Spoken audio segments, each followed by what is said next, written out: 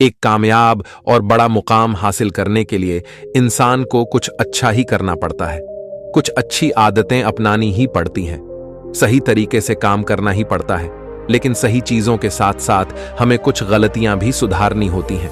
कुछ गलतियां होते हैं जो हमारे मार्ग में बाधा बनने का कार्य करती हैं। अगर हमारे मार्ग में बाधा आएगी तो फिर हम कैसे अपना कोई मुकाम हासिल कर सकेंगे। इसलिए हमारा यह जानना बहुत ही ज्यादा जरूरी है कि आखिर वह कौन कौन सी गलतियां हैं जो अगर हम जाने या फिर अनजाने में करते हैं तो फिर चाहे कितनी भी मेहनत कर लें, कितने ही दिन रात पसीना बहा लें, लेकिन कामयाबी को हम छू भी नहीं पाएंगे। तो चलिए इसे समझते हैं एक कहानी के माध्यम से। एक बार एक नौजवान युवक था। जब वह 14-15 साल का था तभी से उसने यह सोच रखा था कि वो बड़ा होकर बहुत ही कामयाब इंसान बनेगा, बहुत पैसे कमाएगा और ऐशो आराम की जिंदगी जिएगा। इसी उम्मीद से वह युवक अपनी जिंदगी में वह सब कुछ करता है जो अक्सर एक कामयाब इंसान बनने वाला करता है। वह कामयाब लोगों की जीवनी पढ़ता है, उनके जैसी जिंदगी खुद भी जीने की कोशिश करता है।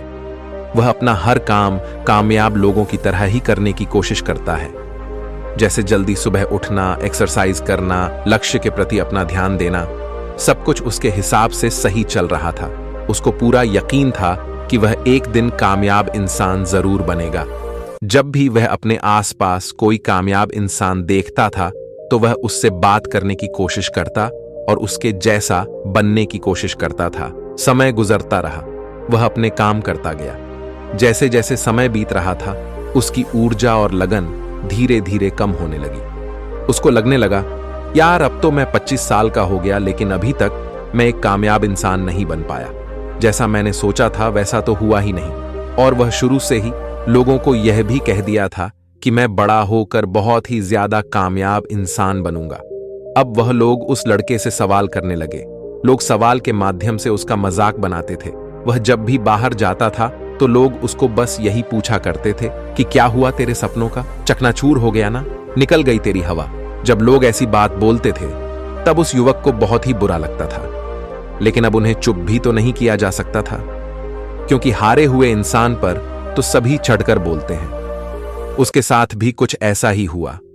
उस लड़के की इतनी बुरी हालात हो गई कि अब उसको घर से बाहर जाने में भी शर्म आने लगी। बेचारा कर भी क्या सकता था। जो सपना उसने बचपन में देखा था वह अधूरा रह गया और वह आगे भी हिम्मत कर लेता सपने पूरा करने की, लेकिन लोगों ने अब उसका हिम्मत तोड़ना शुरू कर दिया था। अब वह 25 साल का हो गया था। समय ज्यादा होने के कारण लोगों ने सवालों की लंबी लाइन लगा दिए थे। हारा और सहमा हुआ वह युवक जिंदगी से परेशान रहने लगा। बड़े बड़े सपने देखने वाला लड़का अब छोटे से कमरे में घुट घुट कर रोता था। उसने बहुत प्रयास किया लोगों के मुंह बंद करने की, लेकिन यह इतना आसान नहीं था, क्योंकि लोगों का तो मुंह तभी बंद होगा जब वह एक कामयाब इंसान बनेगा। वह लड़का किसी ऐसे इंसान की खोज करने लगा जो उसकी समस्या का समाधान बता सके, उसको बता सके कि उसने गलती कहां की, जिसको सुधार कर वह एक कामयाब इंसान बन पाएगा। लेकिन बहुत कोशिश करने के बाद भी वह यह समस्या को दूर नहीं कर पा रहा था। फिर एक दिन उस लड़के ने यह निश्चय किया कि वह नगर छोड़कर कहीं दूर चला जाएगा और वहां जाकर वह एक कामयाब इंसान बनने की कोशिश करेगा। फिर वह युवक उस नगर को छोड़ देता है।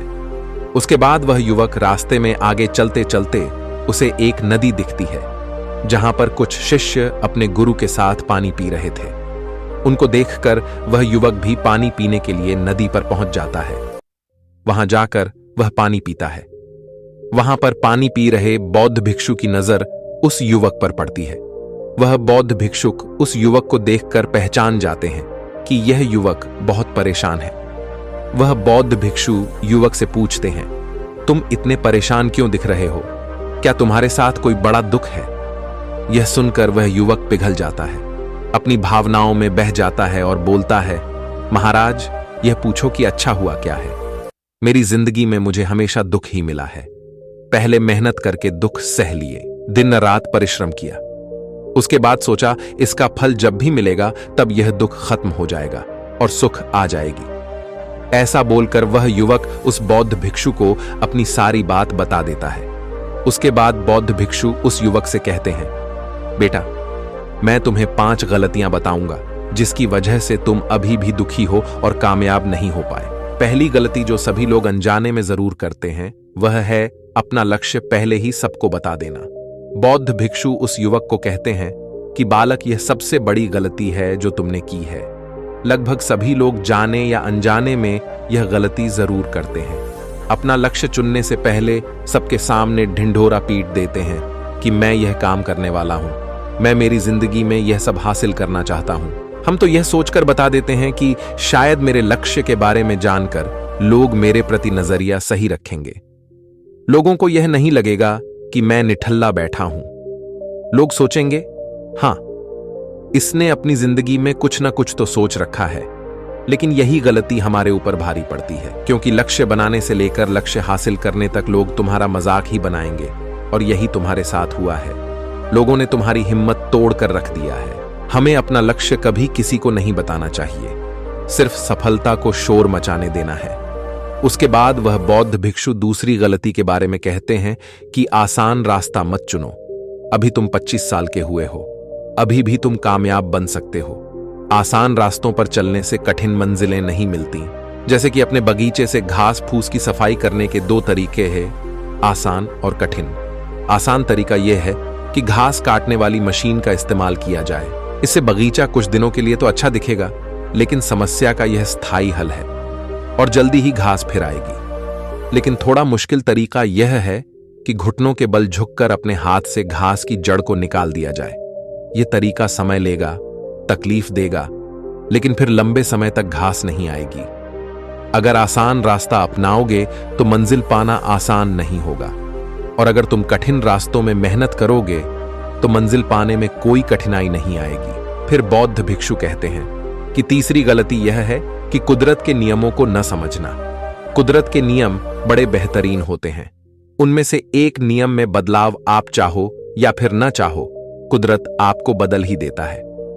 अगर तुम मेहनत करोगे तो कुदरत तुम्हें सफल आदमी बना देगी, और अगर तुम मजे मजे में वक्त गुजार दोगे तो कुदरत तुम्हारे साथ मजे लेकर तुम्हें एक असफल आदमी बनाकर छोड़ देगी। सफलता वसूलों का नाम है, और यह वसूल कुदरत की है। हम या तो आगे बढ़ रहे हैं या फिर पीछे हट रहे हैं। हम या तो काम कर रहे हैं या फिर काम बिगड़ रहे हैं। अस्थाई की कोई गुंजाइश है ही नहीं।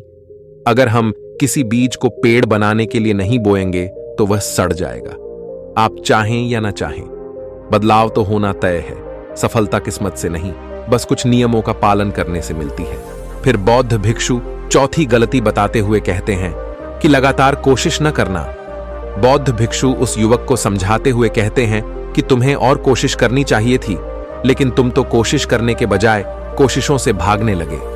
आज तुम अपना नगर छोड़कर उन सब लोगों से दूर जा रहे हो जिसने तुम्हारा मजाक बनाया था।